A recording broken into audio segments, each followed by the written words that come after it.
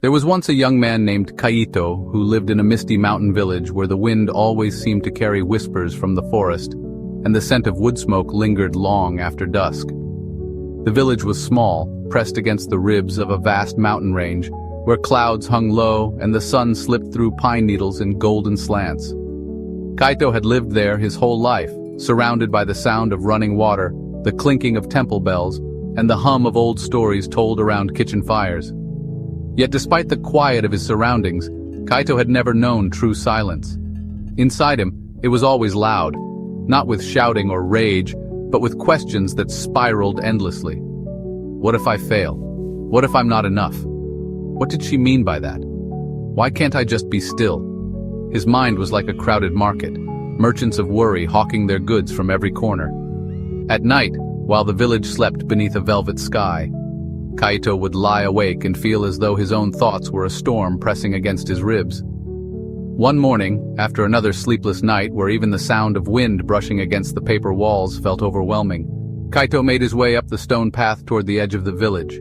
His breath came out in little clouds. The frost clung to the edges of leaves and the whole world looked like it had been dusted in light. He was looking for Haru. Master Haru was a man carved by time.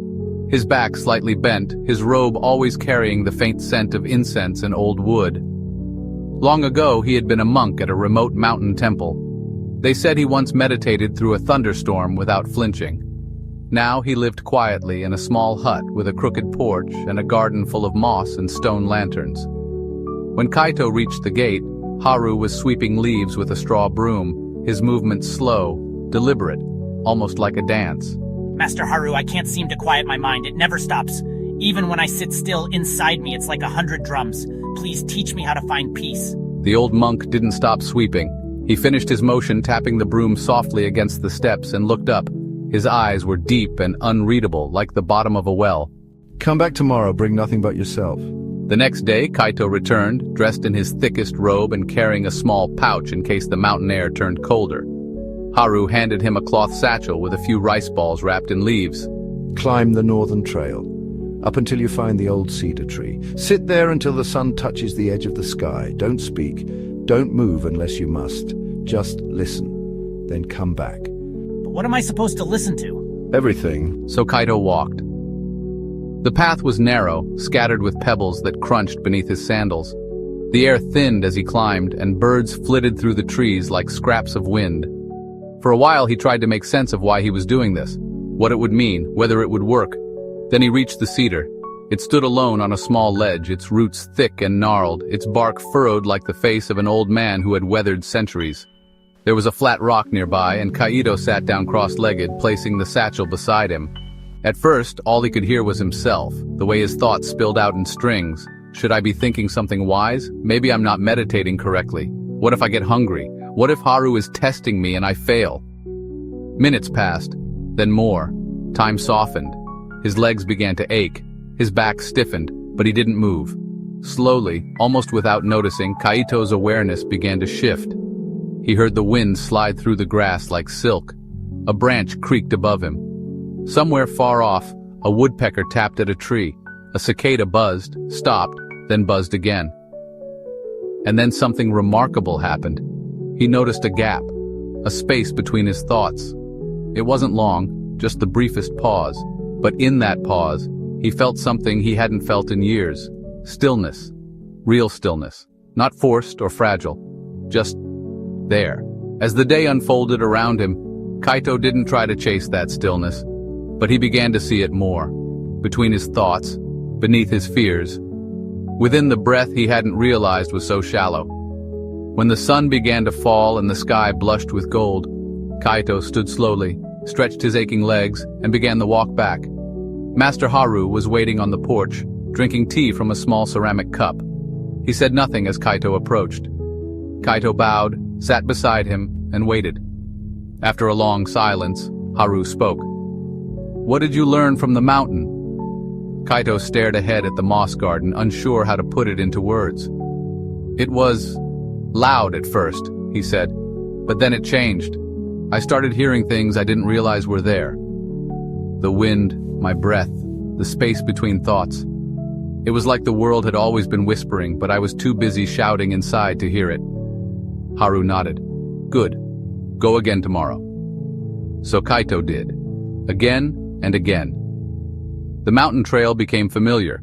The smooth rock that looked like a turtle. The crooked pine that bent toward the east. With each visit, the silence deepened. It wasn't that his mind stopped talking, but the thoughts became less demanding, like children who had screamed for attention and once held simply rested. One evening, snow had begun to fall. Kaito sat under the cedar tree and watched each flake drift through the air like a petal. The forest was so quiet it felt sacred, as if even the earth was holding its breath. In that silence, Kaito didn't feel alone. He felt held. Why does silence feel like it holds everything, like it's more alive than noise? The old monk took a long breath, then spoke. Because silence is not the absence of life. It is life undisturbed. The world doesn't disappear in silence. It reveals itself. You are not empty in silence. You are whole. Kaito didn't respond. He simply listened to the crackle of the fire, the wind against the paper walls, the soft clink of Haru setting down his cup. He understood, not with his mind, but with something deeper, not all at once, but little by little, like snow melting into spring.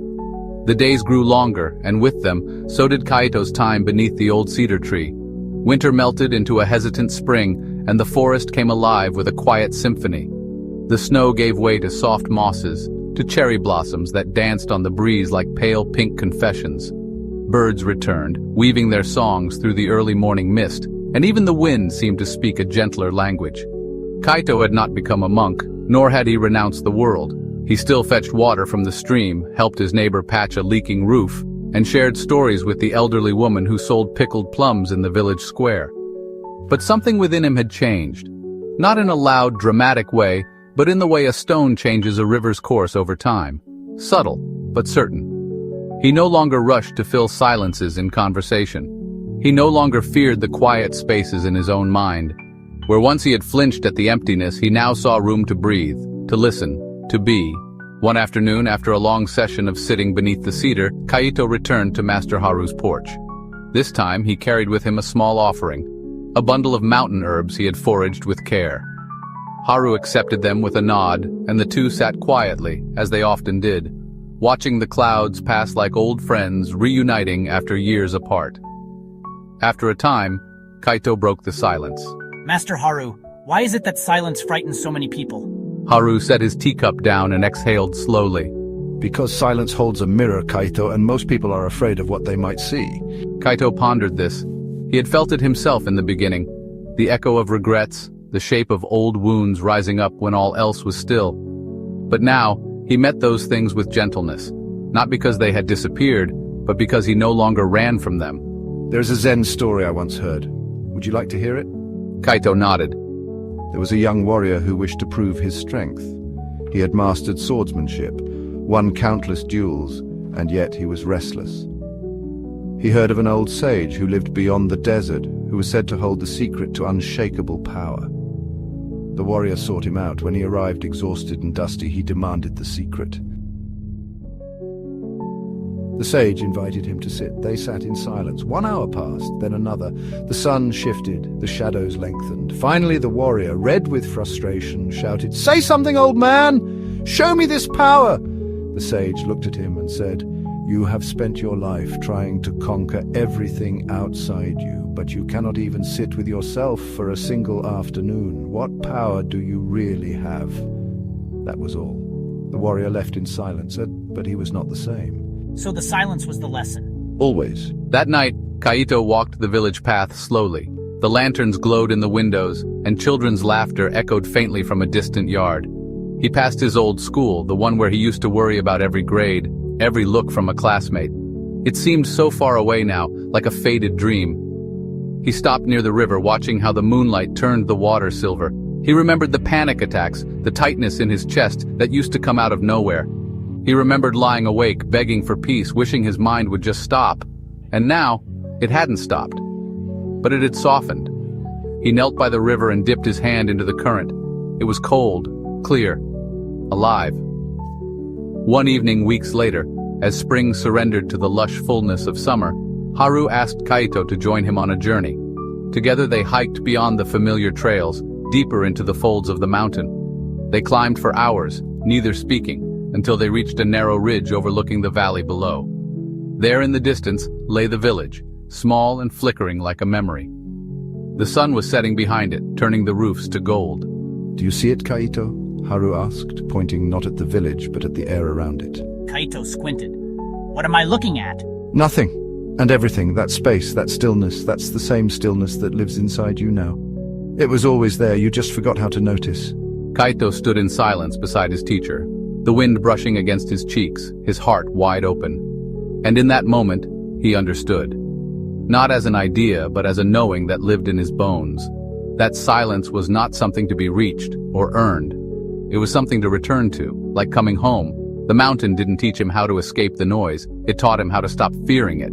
He breathed in, he breathed out, and the silence embraced him like a friend who had been waiting all along. He smiled, and the wind carried the sound of that smile down into the valley, soft as prayer, sure as peace.